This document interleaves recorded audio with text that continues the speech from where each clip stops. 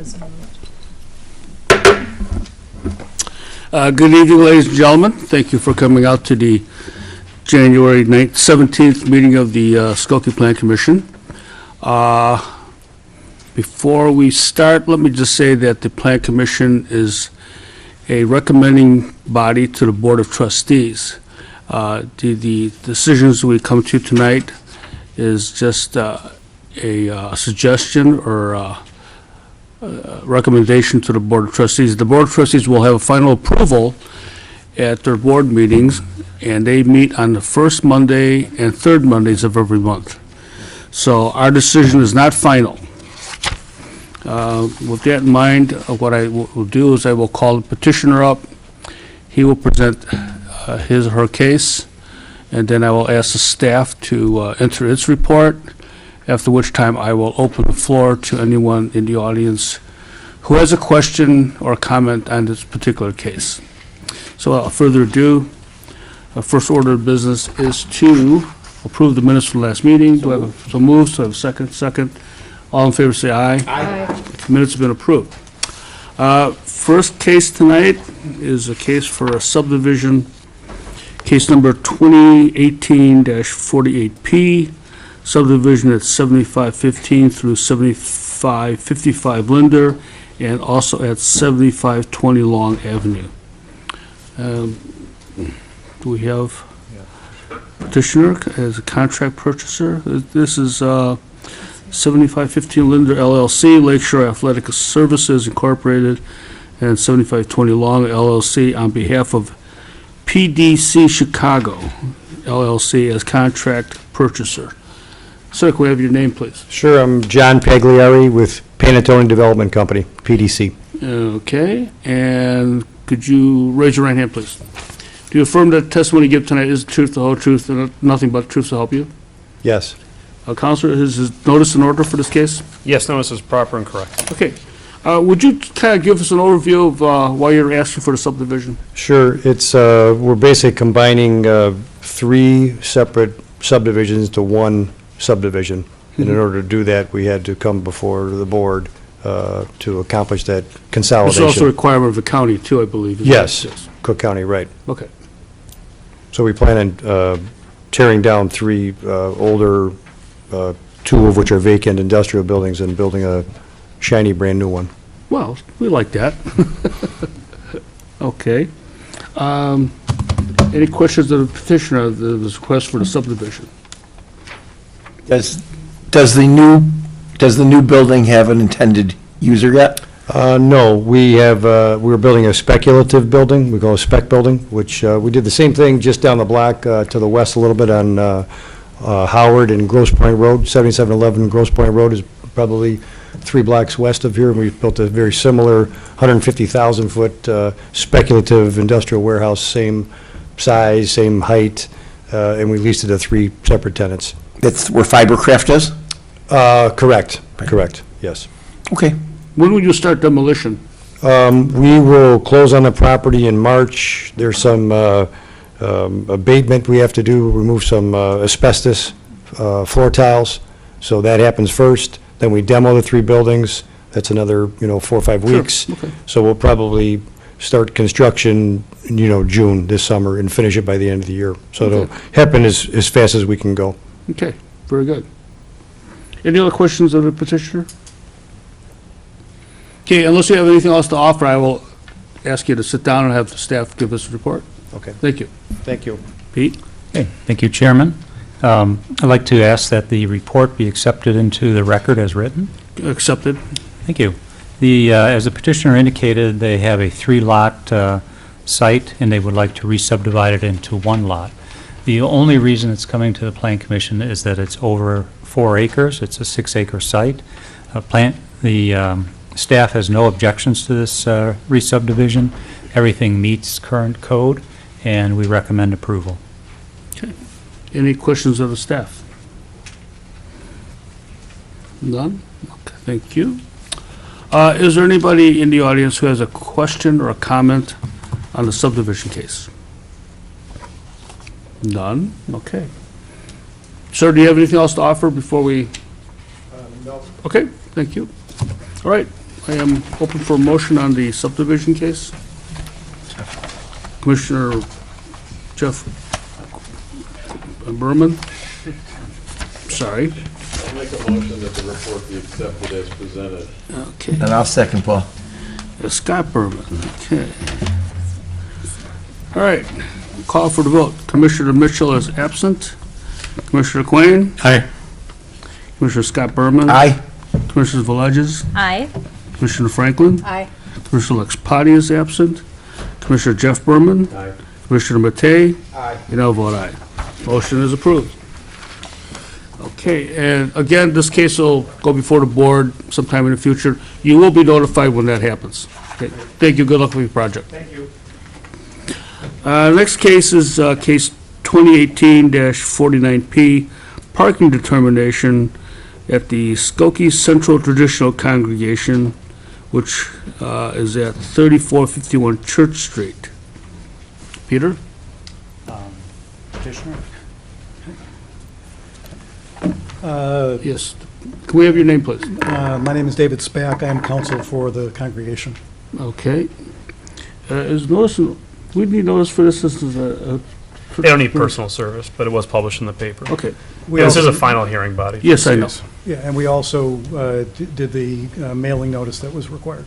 Okay.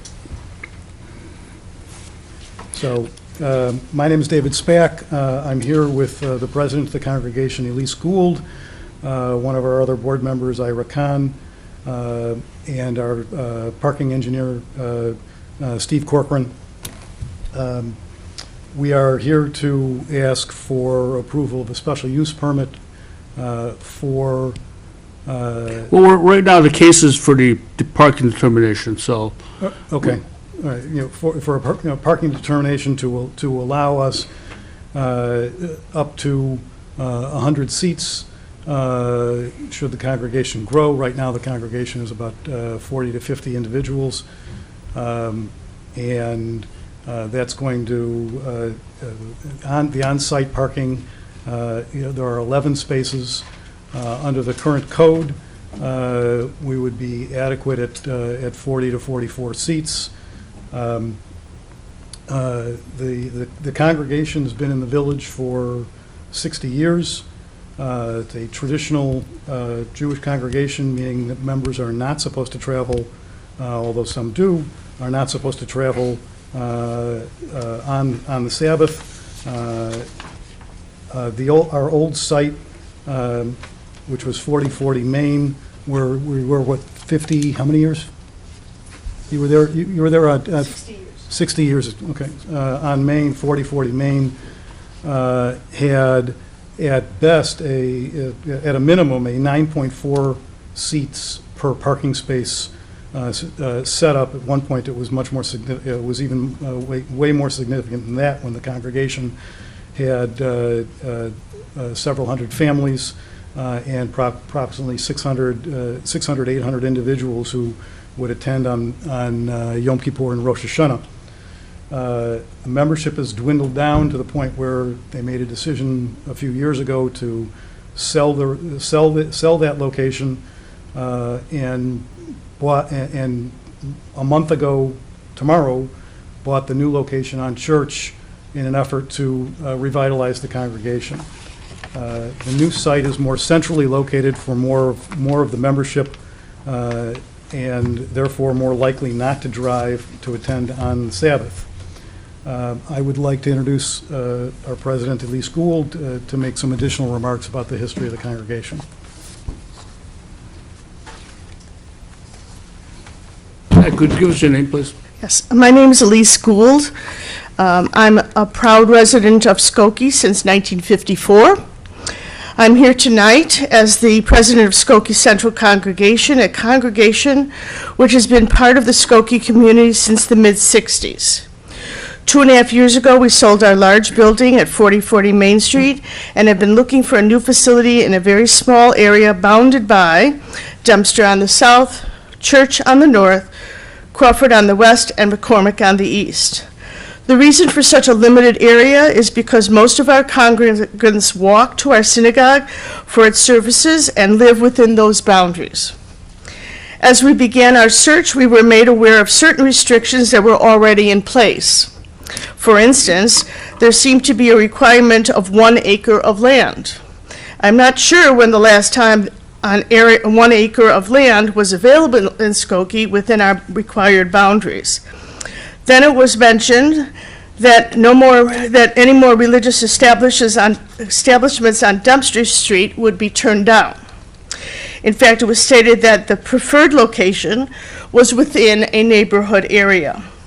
We did find a location in a residential area, not on Dempster Street, and now more restrictions are being noted regarding parking.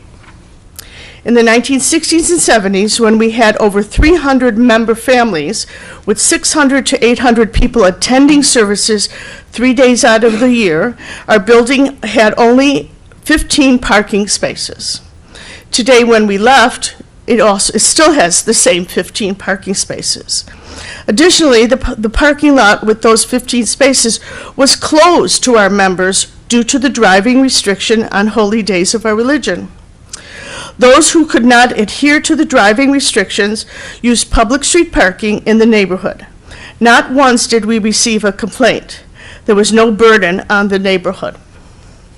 Now, as our member families had significantly diminished, we have about 29 member families, or about 40 people. The village staff is recommending that we require abundance of off-street parking that may never be used. About 25 people attend weekly Sabbath services, and no more than 15 attend services on Sunday morning. Your staff is requiring us to have off-street parking even more restrictive than what is the current code, such that we would not be allowed to accommodate all our members, even on the few occasions each year that we will all attend. Using the same ratio and assuming that we would go to 50 member families, or about 100 people, there would be about 66 attending services on a weekly basis.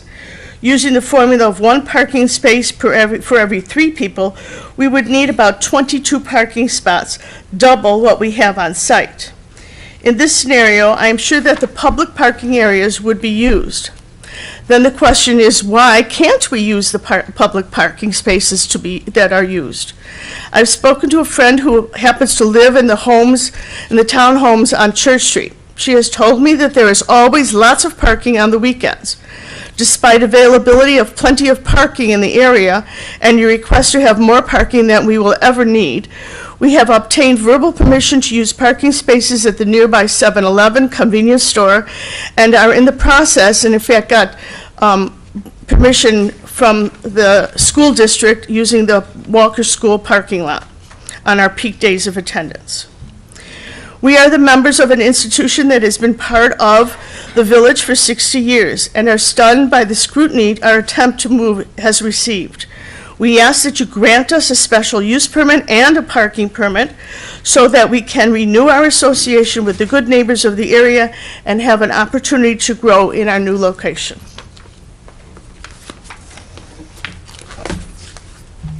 I have a question for council. Yes.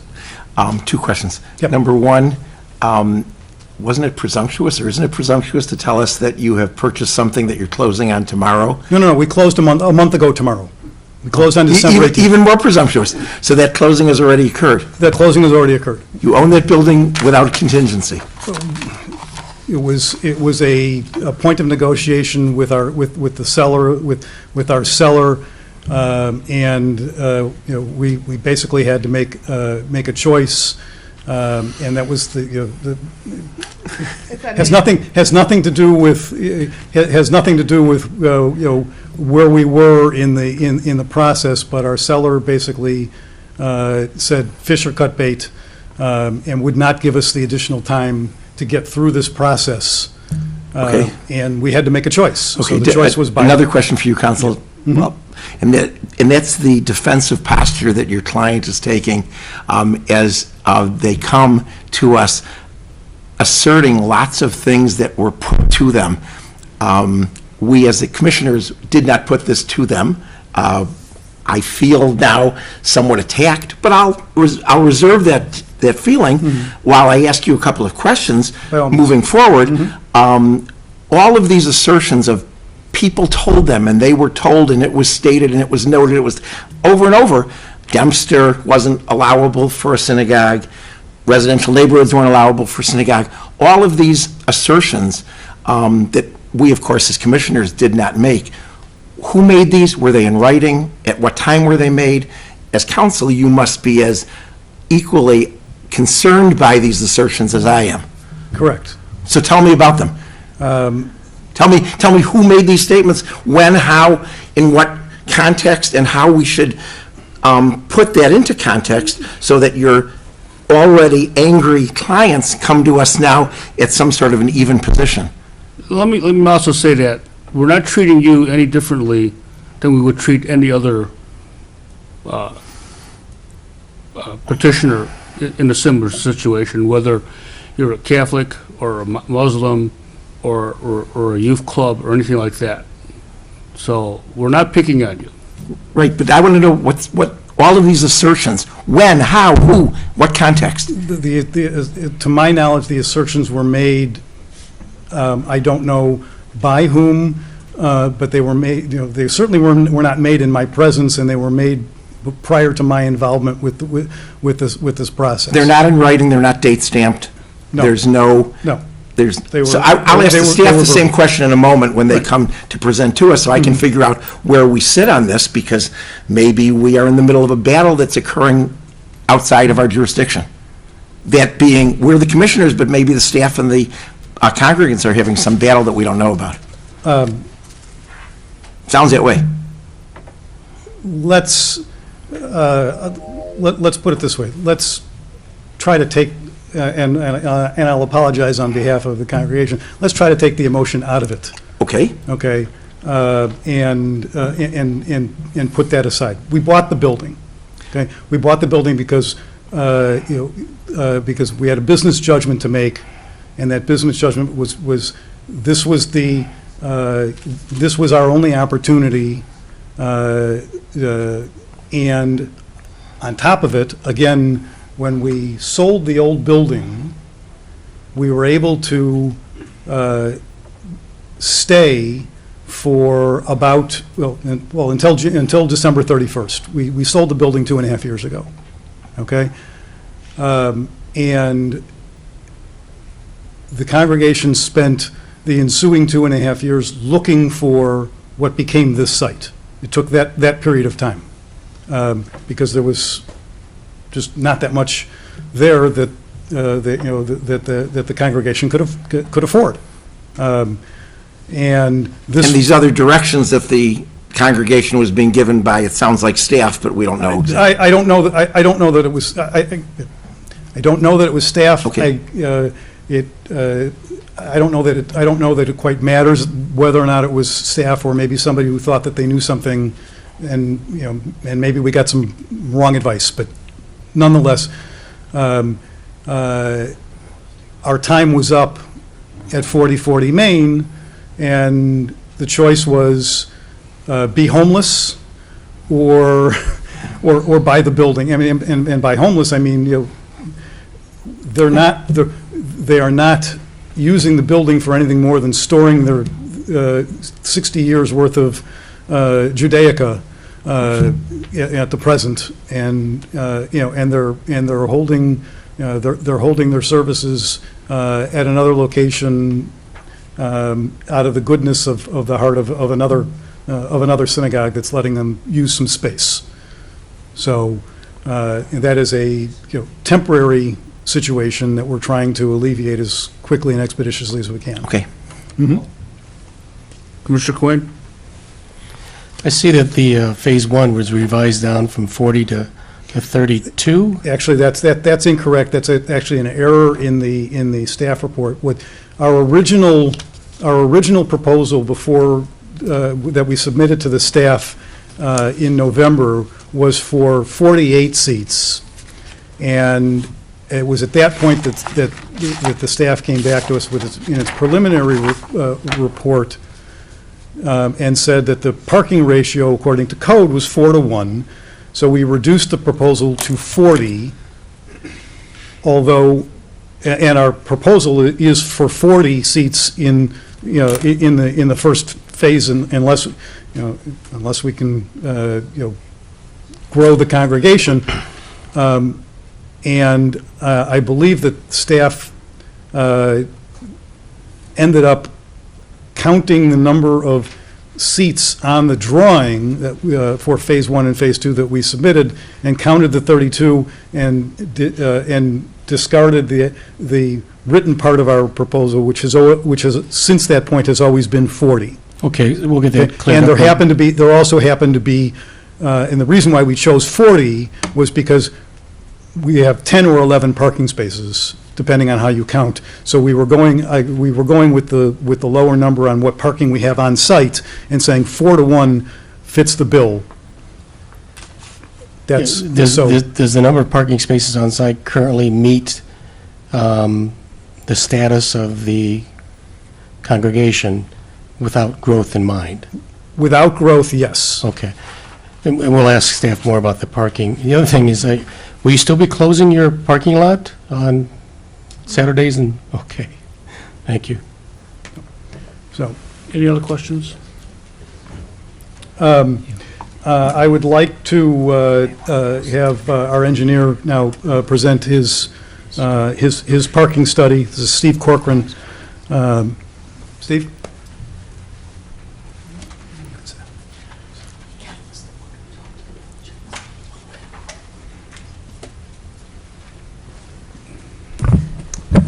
Hi. Good evening. My name is Steve Corcoran. I'm Director of Traffic Engineering at Erickson Engineering Limited out of Grace Lake. Sir, I'm going to swear you in. Oh, sure. Do you affirm that the testimony you give tonight is the truth, the whole truth, and nothing but the truth, so help you? I do. Thank you. And I also apologize for my frog in my throat. I'm recovering from a cold, so. In your packet, I prepared a parking study for the congregation, and I'll just try to briefly go through it. In essence, the first thing we looked at was the village code. One parking space for every 4 seats. So for phases 1 and 2 of the project within the building, they're proposing to have 40 seats. The difference between phase 1 and 2 is some other internal construction that really does have nothing to do with the seats. And then ultimately, as they grow, they may like to go up to 100 seats at some point. So per the Skokie zoning code, 10 spaces are required for phases 1 and 2, and 25 if they do go to 100 seats in the future. So under the current site plan, there's 10 spaces. There's like 10.9 spaces out there. There's 1 space that's probably not technically legal, but that's why you'll see some things that says 11. Sometimes it says 9. So when you look at the survey, there's 10 spaces, but there's room for another car to park there. So I'm not sure if that's totally technically a legal space. So the first thing I did was go out and do some parking counts at the existing congregation over on Main Street. Went out on 2 Saturdays, 2 Sundays, did some parking counts. They have a main parking lot, some parking along the alley, and then we also looked at the on-street parking in front of and to the west side of the congregation. And basically, the result of those counts, we found between 11 and 13 spaces being parked, or I'm sorry, 11 to 13 vehicles parked on a Saturday or Sunday. On Saturdays, the population was about 20 to 25 persons in the facility at the time of those parking counts. On Sundays, it's much less. It was 12 or 13 folks in there. So the parking ratio, a higher percentage of people drive on Sunday, but their Sunday services are much smaller than their Saturday services. So for the current facility, they're basically using for typical service is about 13 cars are parked at that facility today. And the primary mode of transportation is either cars or walking. Public transportation is not convenient at that location, and they're not using alternate means of transportation either. When we take that to the new facility, again, right now their current facility has, I think, 300 plus seats in that building. They want to provide 40 more to handle the the high holy days, when there's more, just like any religious institution, the weekly services are smaller, and then you have those 2, 3, or 4 holy days where a lot more people attend, so that's why they're really looking to provide 40 spaces for phase 1 and 2 to accommodate the higher days for attendance. But the day-to-day is going to be pretty close to the same with some growth, so we're guessing that between 13 to 18 cars with some growth would be handled by the 40 spaces. In the 100 seat situation, we would probably be in a range of 30 to 35 cars wanting to park there during at that church or at this location with the 100 seat option. I then did at the same time on those 2 Saturdays and 2 Sundays did parking counts in the area of the church.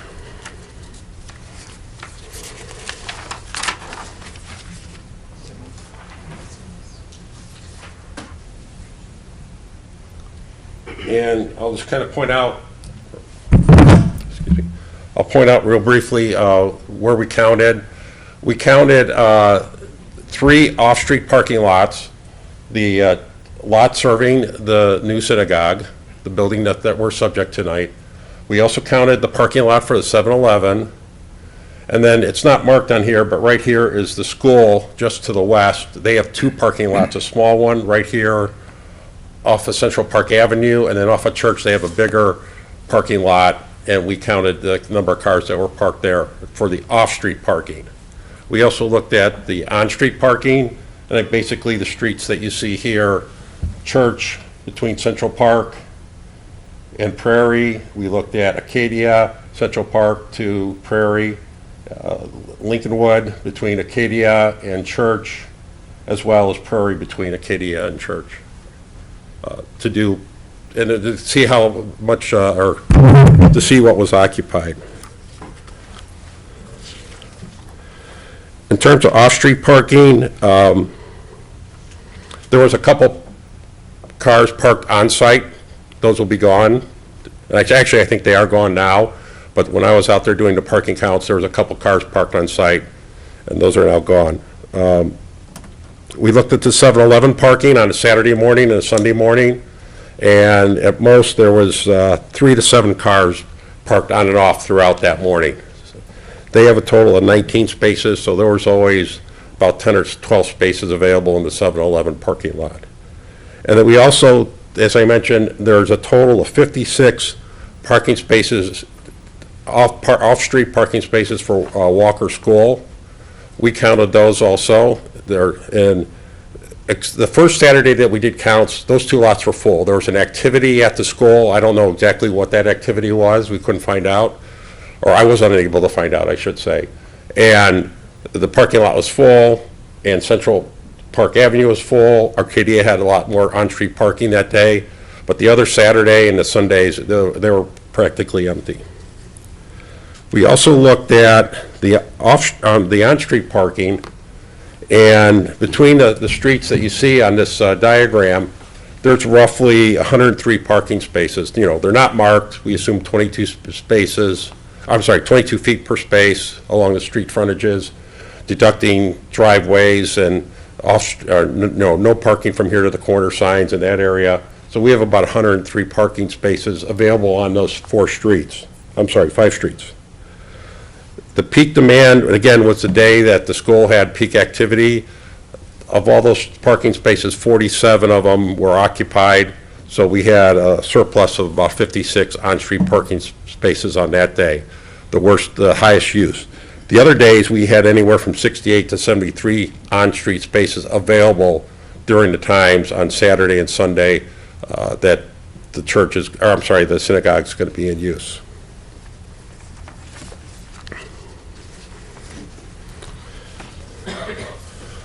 So the question is, based on our study, the conclusions are for a typical move-in, when the synagogue starts operating there, we need to provide parking or to have parking for 13 to 18 vehicles to accommodate the existing synagogue plus some anticipated growth. Now, they're hoping by relocating here, some of their current parishioners will be able to walk instead of drive cars, but we conservatively didn't make any adjustments for that. And let's go with the 18, basically 10 can park on site. That gives us a need for another 8 spaces. There's an unofficial agreement with 7-Eleven that they can park there and they can be accommodated there. And also on street, as I said, there's plenty of parking spaces, over 50 available on these streets within walking distance that could accommodate 3 or 5 or 8 more cars with no problem and not unduly impact the adjacent streets and neighborhood. In the future, when there's 100 seats within the facility, now we need 30, 35. They are also been as you've heard, they're talking to the school to make arrangements so that they can use that parking lot and not even impact the neighborhood streets. But again, we're looking for 20-some spaces, and they can be accommodated between the 7-Eleven and on-street parking in the neighborhood, and still leave parking for the neighbors themselves. So that's kind of a summary. I'm happy to answer any questions. Any questions of the traffic engineer? Good. Thank you All right, for thank giving you. this report. I would like to amplify a couple of points that Mr. Corcoran made. With respect to the 7-Eleven, the franchisee at the 7-Eleven has said to us and reiterated to us on a couple of occasions that he would be more than happy to allow us to use up to 10 spaces in his lot. He cannot, because of the franchise rules with the franchisor, he cannot put that in writing.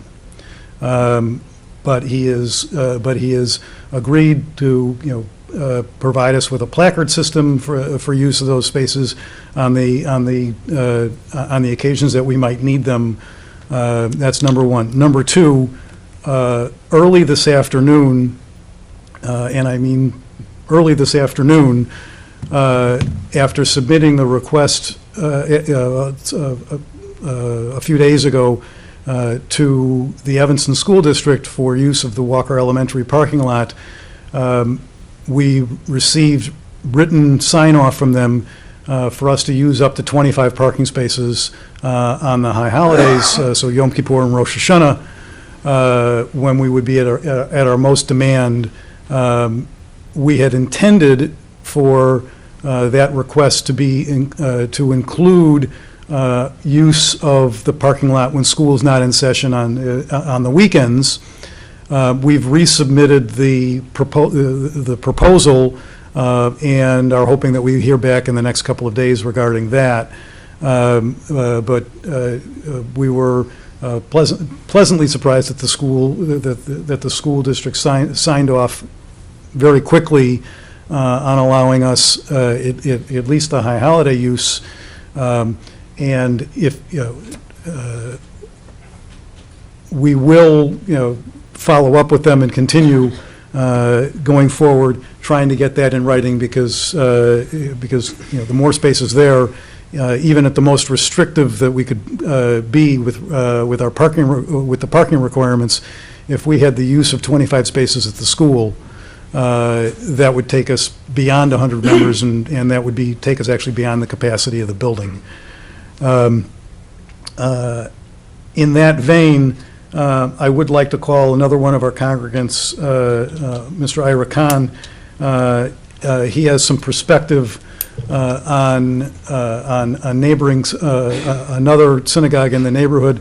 Mr. Khan lives within walking distance of both the other congregation that he's going to discuss and our site.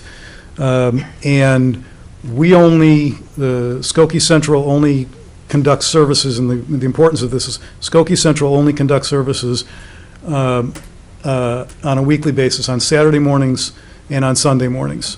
Mr. Khan prays 7 days a week, and the other 5 days at this other location, so I will let him. Mr. Khan, would you please give us your full name and address? Certainly. First of all, good evening, members of the Planning Commission. It's an honor to address you. My name is Ira Khan. I reside at 3720 Enfield Skokie, Illinois. I've lived in Skokie since 1964. I grew up in Skokie. Okay, I'm going to swear you. Oh, sure.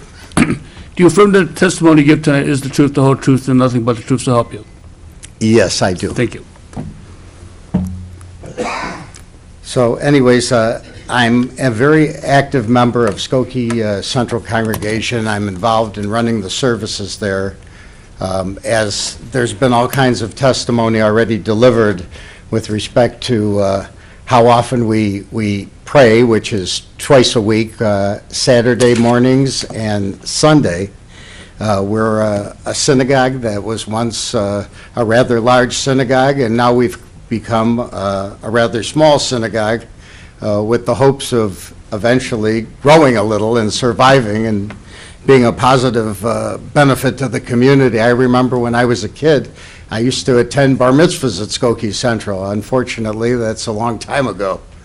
But nevertheless, it was always a very vibrant congregation. And I remember the days of when Al Smith, the former mayor, may he rest in peace, of Skokie, was an honorary member of Skokie Central because he felt Skokie Central was a very comfortable place, a welcoming place, and a place that he, as an Irish Catholic, felt comfortable in hanging out with. So I want you to be aware of that as well. My father, and I'm not going to get into any more of this, was for many years the finance director of the village of Skokie. So my family, Louis Kahn, I don't know if any of you remember him, he's now deceased. But he ate, drank, and slept, love of Skokie. My father, was totally dedicated to Skokie. But I want you to, I just want to give you a little bit of perspective. Our synagogue, being the small synagogue that it is, and having the limited attendance which we do, really doesn't, in my humble opinion, adversely affect the community. I'm also a member of another similarly situated synagogue. It's a small synagogue. It's near my residence. That's Young Israel Congregation at 8746 East Prairie, Skokie, Illinois. I happen to have attended services this morning there at 6:20, and they have about 150 chairs, seats inside the congregation. There were 23 people in the congregation this morning. And I went to the back just because we're dealing with these parking issues, so to get a little idea. And they had 9 spaces, 1 handicapped in the back. They have street parking in front, regular communal neighborhood parking. And I know that they have services 7 days a week, but certainly they have services every day during the regular week, Monday through Friday. And they've never had a problem with many people park in front of the shul meaning synagogue. And there's never been a problem. Likewise, I'm also familiar with the new location of where this, where we're hoping to establish our new congregation. And in that area itself, it's not that congested.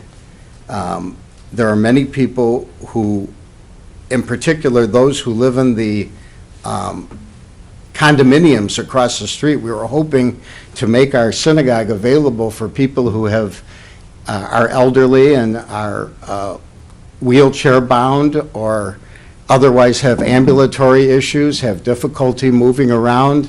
We feel that we can be a positive force in the community to allow people who spend the bulk of their time in their apartments, their condominium units, to be able to basically cross the street and have an opportunity to participate in services. So we're hoping perhaps through that sort of availability to grow our congregation. Anyways, based on what I have observed in the area, and based upon the interest that we have for people who reside in that immediate area. I think we can be a positive force in the community. I know we have over the decades, and I'm just, as person to person, asking you, please grant us every consideration in allowing us to have the ability to survive and to grow and to be a positive force in the Skokie community. Thank you.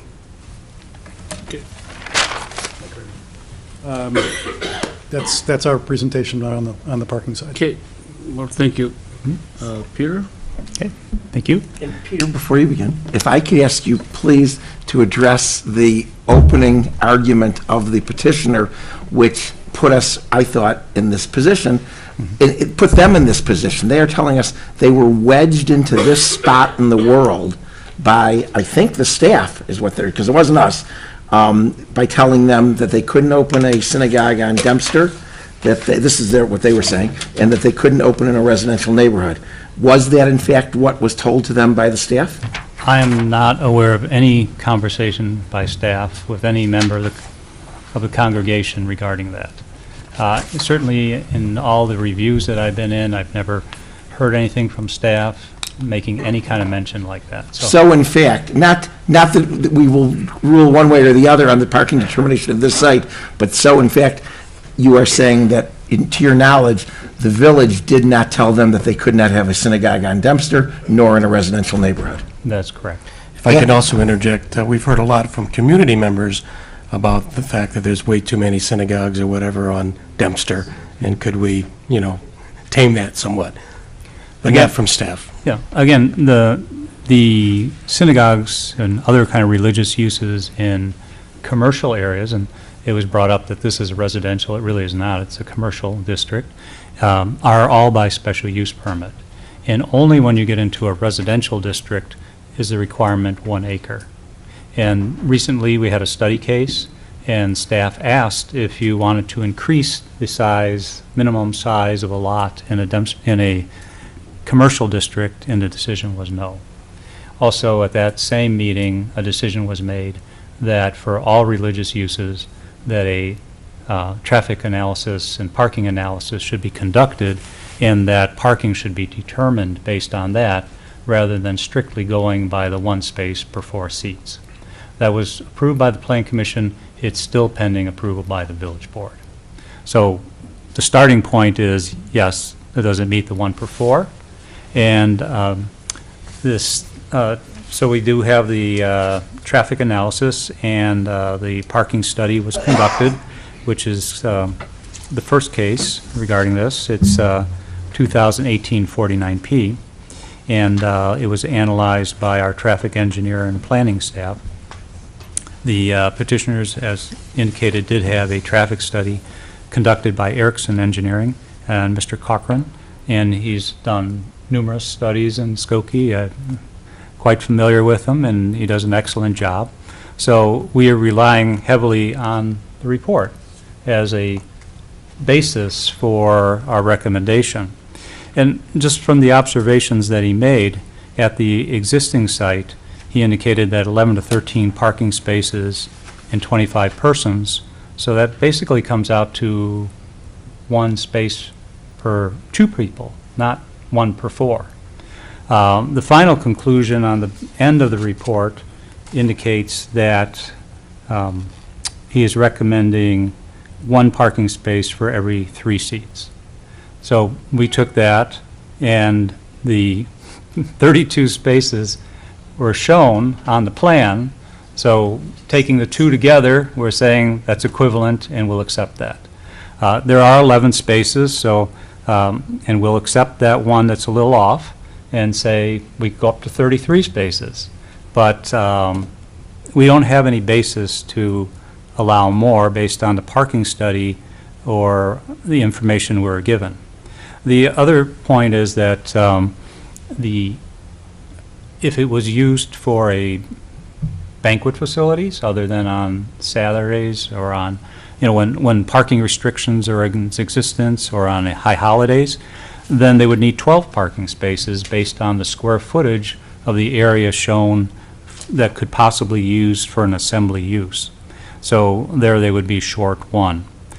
Certainly going to 100 seats would not have adequate parking in the area to do that or on site. So that's why at this point, our parking determination was that it would have 11 parking spaces and 32 seats, and that was the staff recommendation. Clarify, recommending approval at that number. Right. 32 seats and 11 spaces. That's right. But then that still does not allow the full use of that area for banquet uses. They would have to reduce the banquet area by 100 square feet. Now, the Plan Commission can vary that determination. On the other hand, just to say, if this was, if they came in and said to us, we're operating as an Orthodox synagogue and nobody drives on the weekend, then we would base the parking solely on the assembly area, which would be 12 spaces. And that's the requirement that we use at Young Israel, we use it at Or Torah, and at the other Orthodox synagogues, and there's never been any relief from that. That's the base that we use.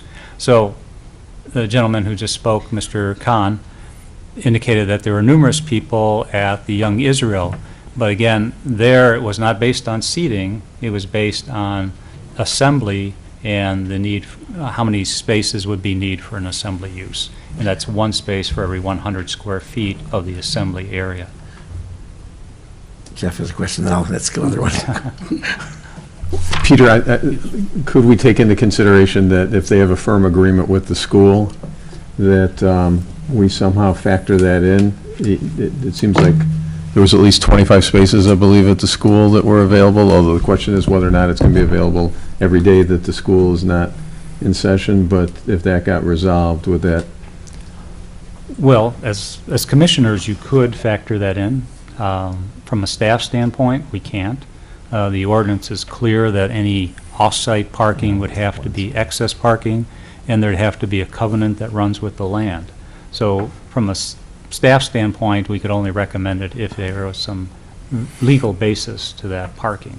Because any day 7-Eleven could be redeveloped, or the school could have uses on Saturday and Sunday. They might have youth basketball or some other activities which would require all of the parking. So we can't say officially that that would be the parking, but that's something. Commissioner, we do have the prerogative to modify that outside of the ordinance.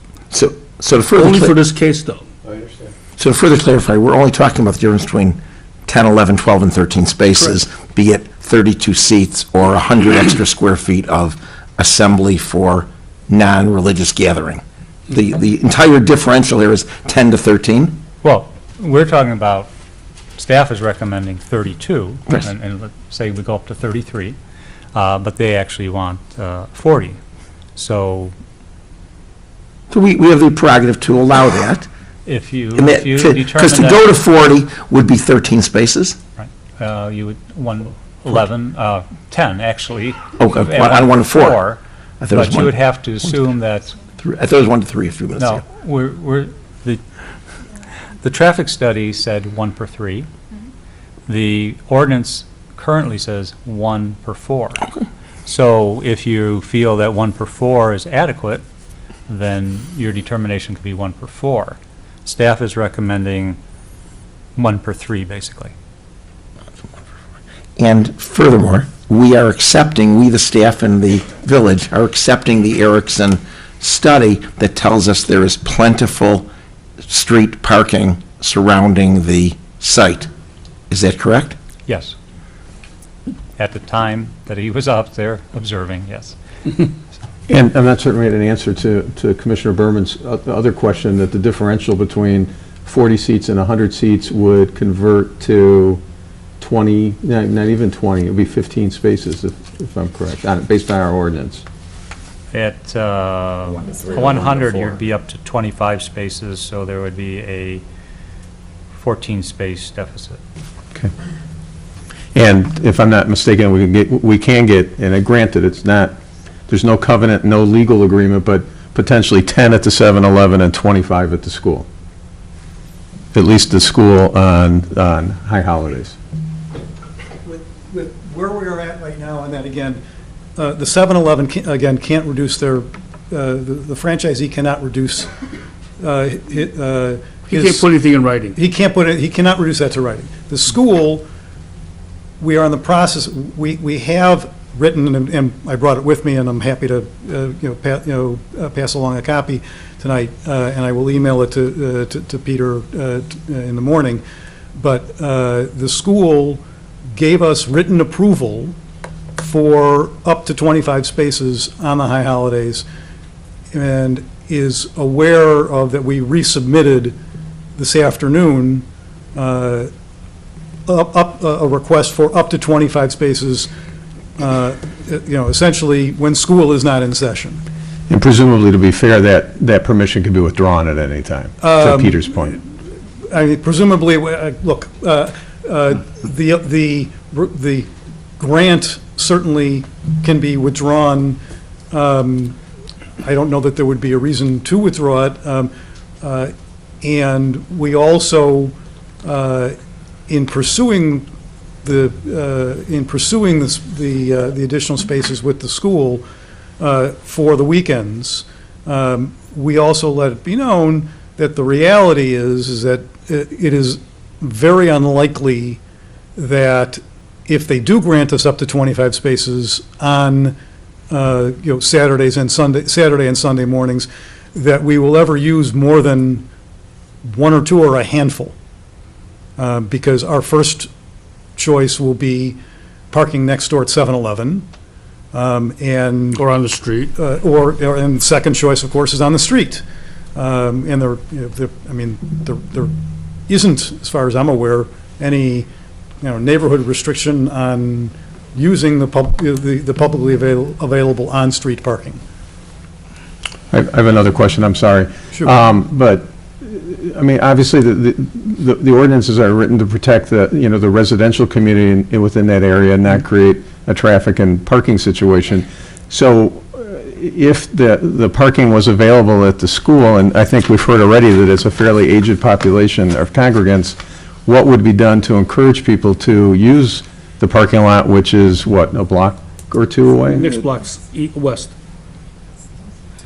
It's a block, it's a long block west of the site. So I'm just curious what would be done to encourage or instruct people attending synagogue to park there if they could not find immediate parking in the proximate lot, the lot that's... If our lot is full and the 7-Eleven parking is not available, we would encourage encourage the membership to use the school and walk the block. I can't say to you that that unless there's a restriction put in place that says we can't use the on-street parking, that we're going to that the membership isn't going to use the on-street parking. I mean, human nature. I think what, at least me, trying to work out a solution here, I'm trying to see that I every understand, effort right. is going to be made by the congregation or by the management of the organization to encourage congregants to... That's correct. Okay. That's correct. Thank you. Paul? Commissioner Quinn. Maybe Peter can chime in on this, too. My takeaway seem to think is that area parking, street parking, seems to be plentiful, even if on paper looks great that Walker's involved and the 7-Eleven's involved, even if no one took advantage of those two places, it still might not have an adverse impact on that neighborhood. That was kind of my takeaway. The only time I think it would be a problem would be for snow removal, where we have, opposite side street parking. That would be the only time that they might be And that's a restricted. ticketing offense. Yeah, it's a ticketing offense, too. So that could be, Yeah, that's could on be- them. Could be detrimental. I mean, Yeah. I've had that problem before at our church when people couldn't park on a side street because of snow plowing. So Peter, as we seem to be moving toward this possible modification, I'm trying to clarify again what we're going to be voting on. 40 spaces, if we give them that, with their on-street parking as is, whether it's 10 or 11 questionable spaces, 13 doesn't matter, because we're giving them up to 40 seats, and allowing the assembly in the building as the building is currently constructed, including the 100 square foot waiver that we're giving them. That's number 2, it sounds like. but I'm not sure about the High Holiday issue of the 100-seat expansion.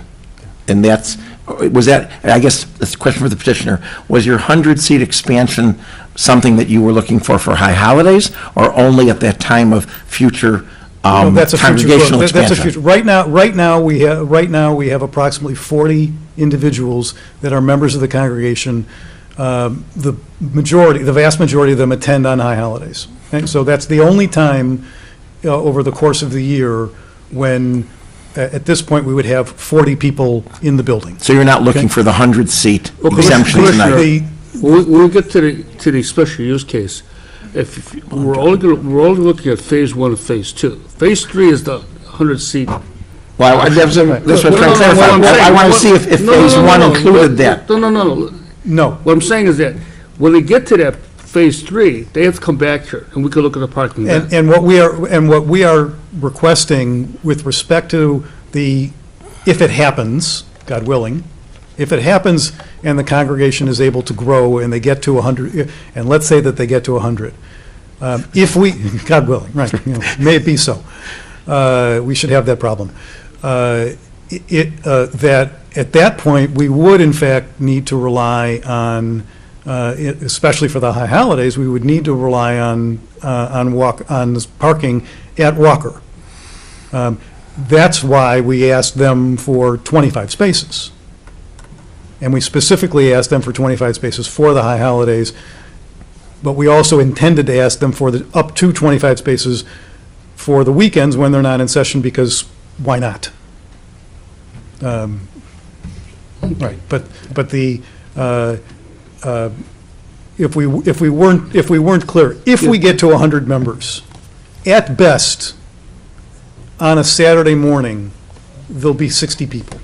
At that time in the future, when you come back to us and ask for another parking. But the point is, what we would be requesting is, if we get the agreement with Walker, we don't need to come back.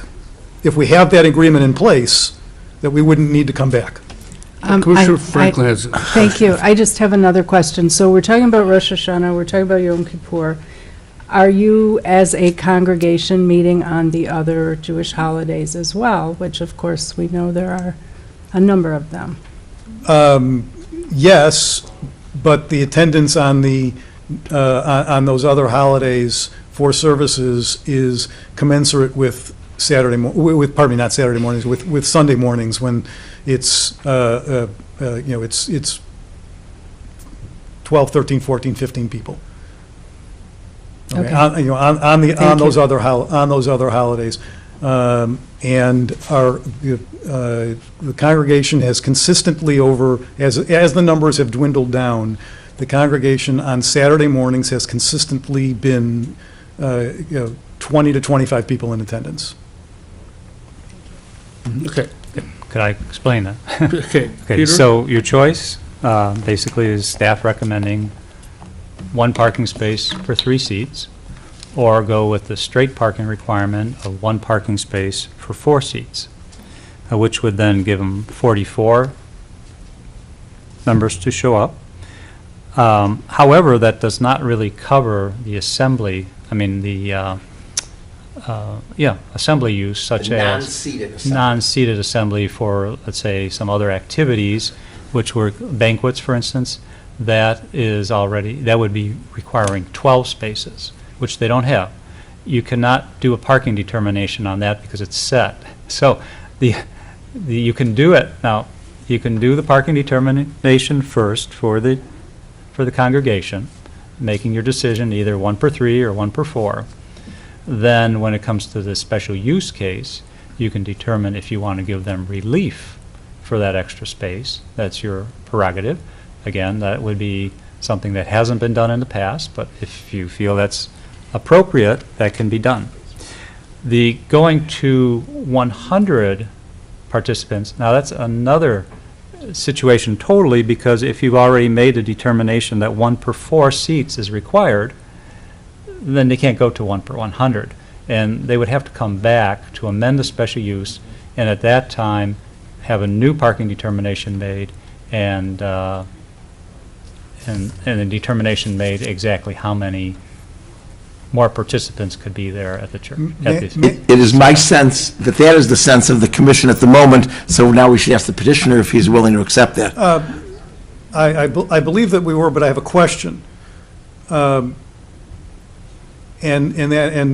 this is in part, when I first engaged the staff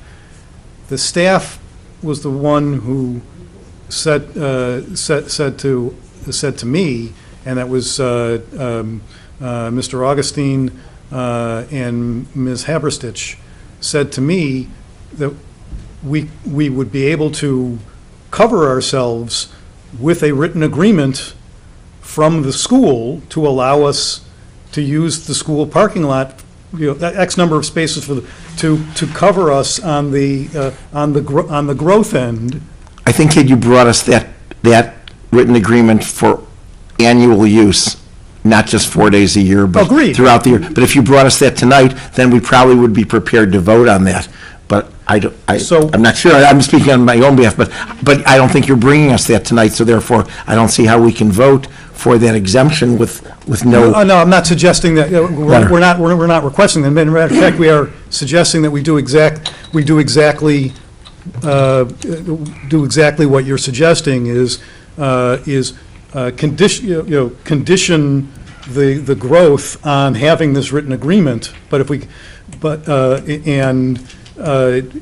we very well may have the agreement, or at least the outline, or at least the sign off on that kind of an agreement in time for your next meeting.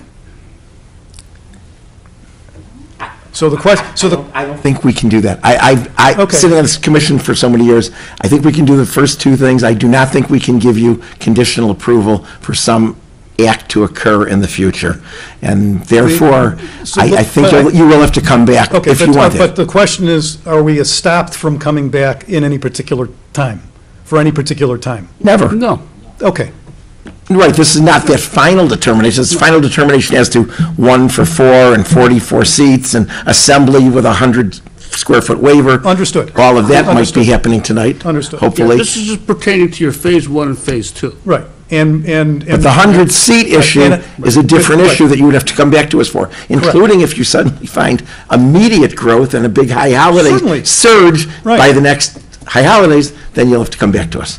Right, and we are more than happy to live with live within the bounds of the 4-1. Okay. Okay, thank you. Thank you. Peter, are you finished? Yes. Anything else to say? Is there anyone in the audience who wishes to come up and ask a question or comment on the parking determination case? Anyone? Yes, please come up. Now, we do have a sign-up sheet there. If you give us your name and address, even if you don't come up to talk, we will send you a copy of this report, and we will notify you when this case will go before the board.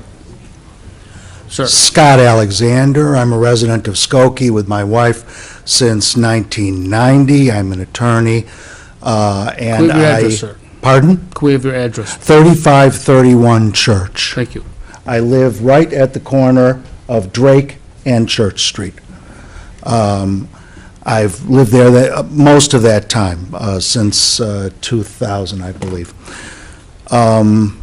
I attend the Skokie Kollel on Dempster Avenue. Being a senior citizen and a retiree, I have some feeling for my neighborhood.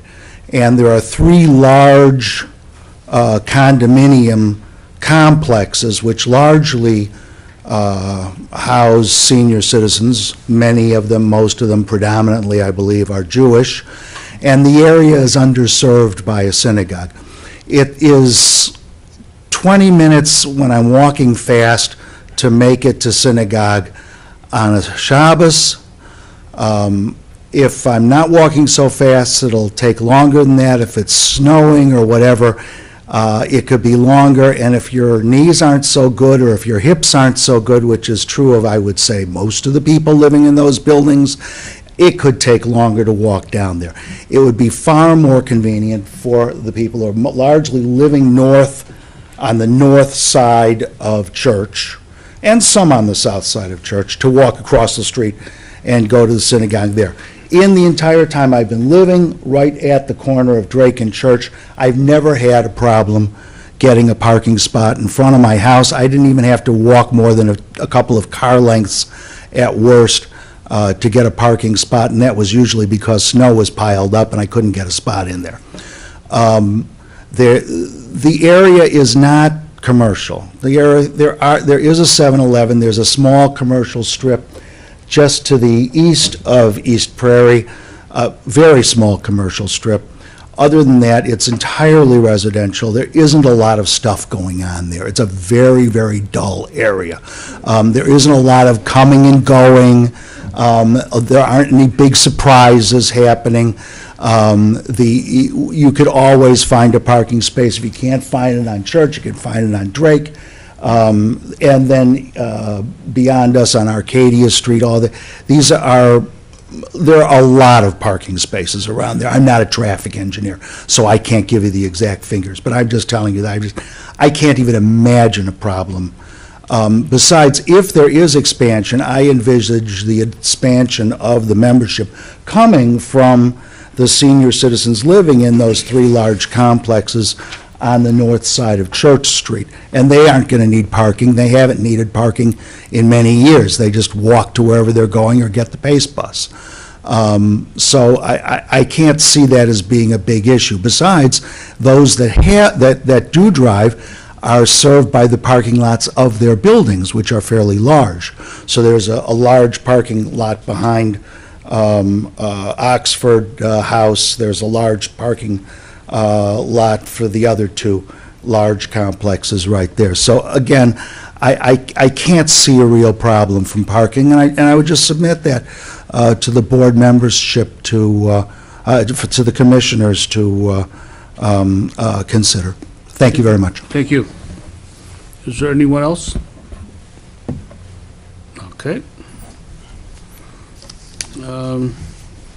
Commissioner Berman. I move approval of the parking determination at a 1-to-4 ratio, allowing the petitioner 44 seats with parking as cited on the plat before us, be that parking 10 or 11 spots, because one is questionable.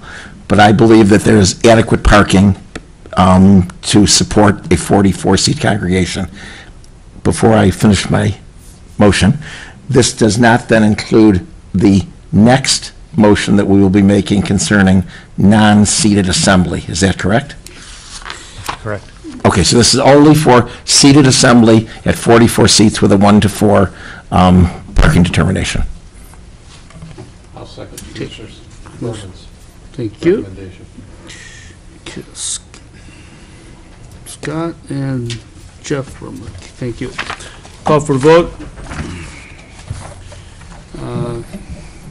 Commissioner Quinn? Aye. Commissioner Scott Berman? Aye.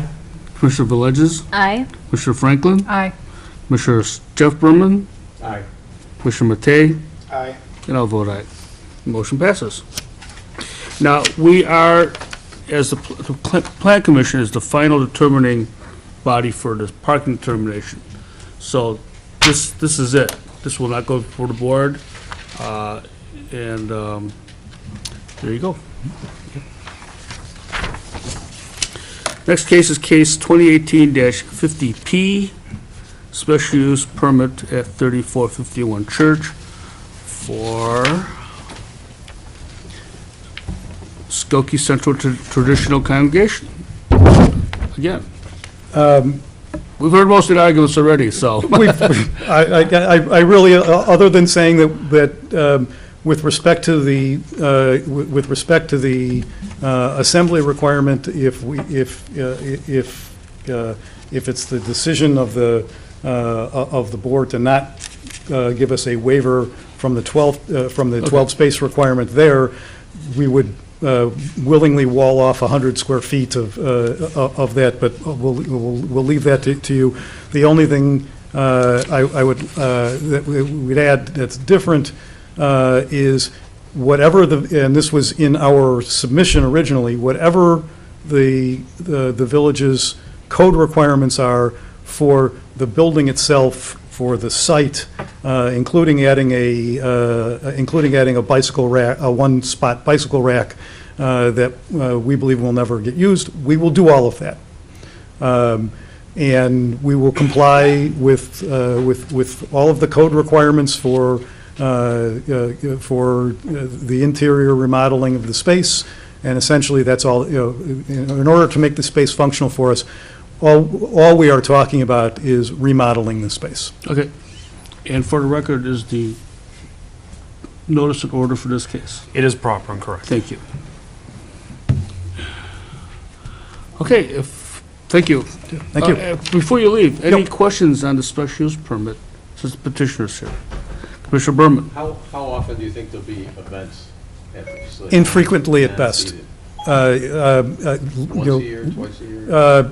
Maybe twice a year, but at least when was the last time you held something special not on a Shabbat morning? 4th of July? In August? We're talking, it will be minimal unless they grow. And are they typically on weekends, evenings, mornings? Evenings. Evenings. Yep. Thank you. Okay. Any other questions of the petitioner? No? Thank you very much, Counselor. Thank you. Peter? Okay, thank you. Well, I ask that the staff report be accepted into the record, with the only modification being, instead of 32 seats, we would make it 44 seats. And so that would be throughout, and that would be in the conditions. And so basically, no relief would be required. If they want the bike rack removed, we would really want them to keep it. They would have to pay $400 for that relief, and before that was the issue that they said just leave it. So, because it might be more expensive to put in the, to get the relief than put in the bike rack. So, that's. We're leaving the bike rack in the plan. Oh, okay. And so, that's it. And again, the question comes up about the relief for the assembly area, whether or not the Plan Commission wants to grant it or not. So this is, again, this is for Phase 1 and Phase 2. Phase 2, yes, we recommend denial on Phase 3. Okay. Or, and that it can come back at some later date when there's operating history. Mm-hmm. Okay. Commissioner Franklin? So I have a question. So I understood the counselor I understood counselor to say that losing that 100 feet, the 100 square feet, that would still allow for the assembly and would not, it sounded like would not have a major impact on your ability to hold a banquet or whatever. The congregation holds these events so infrequently that if the decision were, look, we would like to be able to use the entirety of the space, on the occasion that we have, that we have some, a non-religious assembly, but if the decision is you're not going to grant us the relief and that we have to reduce the square footage available for that, we would make do. So, thank you. Mm-hmm. So my question is then, if that were the case, then no relief is, the special use is still not required, or? No, the special use is always required in a commercial district for a religious use. Okay. However, the relief would not be required. I just state Thank that, you. You have a floor plan, and the floor plan basically looks like the existing floor plan that's at the sleep clinic that was there prior, but I'm not sure if it's exactly the same. So it shows a center area, and that has 3 bathrooms in it that are going to be taken out in order to make the assembly area. So to reduce it by 100 square feet may require moving a whole wall or something like that. So I think that's something that they might need to look at before they can say it's not going to be expensive or whatever. If they're planning on using the building primarily as is, and gutting out, certain portions, then trying to get that extra 100 feet may be expensive. Commissioner Quinn? May I ask a question? Just Commissioner Quinn, did you have a question? No, I was ready to make a motion, but that's all right.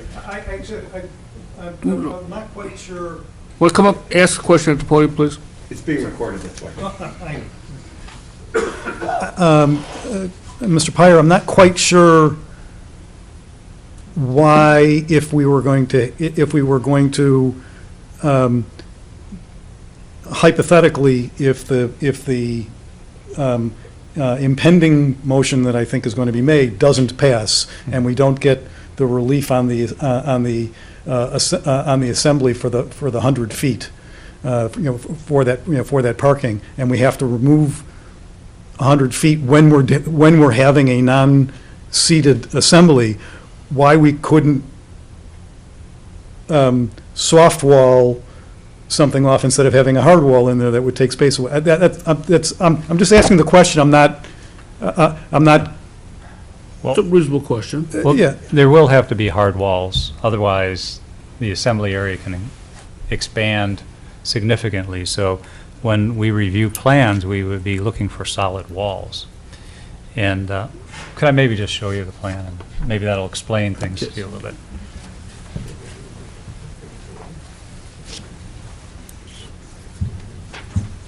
If that would be the case, then we would obviously argue that we need the. We suggest that the issue seems to me to be de minimis, both in the 100 square feet or 10 by 10 area, and also the one parking space either way, Peter and council. So my motion was going to grant them relief, and I'm seeing that sense of the commission for the 100 feet. I would have seconded that. I was about to, but okay. With that said, Peter, show us why the 100 feet, but we don't think it's an important discussion. So where? Okay, Show it to us. so this is the plan that was presented by the petitioners. The entrance is over here, and the assembly area is in here. And here's the 32 seats that are here. And so you can see the layout, and there's all these rooms all the way around here. Most of them say they're storage, because they're existing rooms, I believe. I don't think there'd be any reason to knock down the walls here. Yeah. So I assume you're using. That's more or less correct. We might, Okay. we might be moving walls a little bit, here or there, but Yeah. Okay. So here is the existing, and blow it up a little bit, but looks basically the same. Actually, I will say what it looks like on the east, that we are going to significantly reduce the depth of each of those rooms and push the sanctuary space to the east. Okay, well, in that case, 100 square foot is easy to do. Okay. That's settled. I am ready. I move approval of. Wait. No, we're not, I'm not there yet. We're not there yet. We're not there yet. Okay, Peter, are you finished with your report? Okay. Is there anybody in the audience who have a comment or a question on this case? Please come up. Okay. Now I'm ready for a motion. I move approval of the petition as presented, with the addition of granting 100 square foot relief for non-seated assembly, given the de minimis nature both of the 100 square feet and of the one parking space differential. And the 44 seats, right? The 44 seats continues to be in my motion from prior. And this is for Phase 1 and Phase 2. Correct. It does not include 100 seats, and it does not include anything to do with Phase 3. Okay, I will second that motion. thank you. You guys work like a tag team tonight. That's good. Berman. Yeah, I guess that. Okay. Call for the vote. Commissioner Quinn? Anxious to say aye. Okay. Been waiting all night, right? Commissioner Scott Berman? Aye. Commissioner Villegas? Aye. Commissioner Franklin? Aye. Commissioner Jeff Berman? Aye. Commissioner Matei? Aye. And I'll vote aye. Motion passes. Now, this case needs to go before the Board of Trustees for a final approval. I wish you all luck. Thank you for coming out tonight. And this meeting is adjourned. Thank you.